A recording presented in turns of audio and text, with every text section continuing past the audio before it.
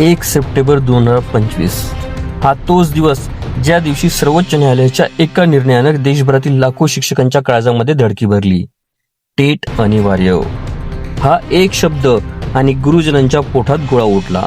यानंतर 17 नोव्हेंबर 2025 रोजी या निर्णयावर पुन्हा एकदा सर्वोच्च न्यायालयाने एक शिक्कामोर्तब केला आणि संपूर्ण शिक्षक वर्ग अक्षरशः गर्भगळीत झाला.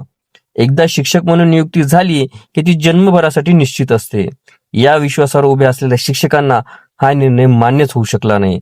देशभरातून संताप उसळला. त्यामध्ये आंदोलनाचे इशारे, विधिमंडळामध्ये प्रश्न, शासनाकडे निवेदने आणि शिक्षक संघटनांचा प्रचंड दबाव. आणि आता या संघर्षाची दखल घेतली गेली आहे. केंद्रीय शिक्षण मंत्रालयाच्या शालेय शिक्षण विभागाने राज्य व केंद्रशासित प्रदेशांना एक महत्वाचे पत्र पाठवले आहे.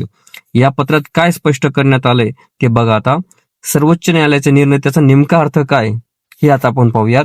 ज्या शिक्षकांची सेवा 5 वर्षापेक्षा कमी शिल्लक आहे त्यांना टेट उत्तीर्ण नसलं तरी निवृत्तीपर्यंत सेवेत राहता येणार आहे. मात्र पदोन्नतीसाठी टेट अनिवार्य केली आहे. RTE कायदा लागू होण्यापूर्वी नियुक्त आणि ज्यांची 5 वर्षापेक्षा जास्त सेवा शिल्लक आहे अशा शिक्षकांना 2 वर्षाच्या आत TET उत्तीर्ण होणे बंधनकारक केले आहे. जर ठरलेल्या कालावधीमध्ये टेट उत्तीर्ण झाले नाही तर अनिवार्य निवृत्ती आणि मात्र सर्व सेवानिवृत्ती लाभ मात्र मिळणार. नवीन नियुक्ती असो किंवा पदोन्नतीद्वारे नियुक्ती, दोन्हीसाठी टेट ही अनिवार्यच आहे.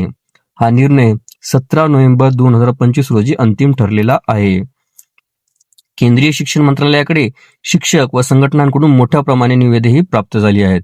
त्यात स्पष्ट करण्यात आलं की सेवेनंतरच्या टप्प्यात असलेल्या शिक्षकांसाठी टेट उत्तीर्ण होणं अत्यंत कठीण आहे.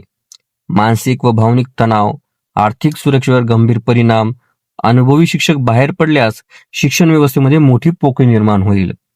या निर्णयामुळे नेमके किती शिक्षक हे बाधित होणार आहेत, राज्यांनी अचूक माहितीही मागवण्यात आलेली आहे. दिलेल्या प्रपत्रामध्ये माहिती ही संकलित करण्याच्या सूचना सुद्धा देण्यात आलेल्या आहेत. तसंच माहिती देताना काटेकोर पडताळणी, अचूकता आवश्यक आहे. सक्षम प्राधिकाऱ्याकडून कायदेशीर सल्ला घेणे सुद्धा बंधनकारक आहे.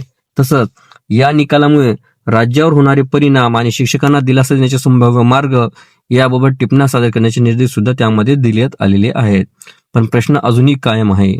हा निर्णय शिक्षकांनाच न्याय देणार का, की संघर्ष आणखी तीव्र होणार? तुमचं मत काय हे कमेंट्समध्ये नक्की सांगा आणि अपडेटसाठी चॅनलला सबस्क्राईब करायला मात्र विसरू नका.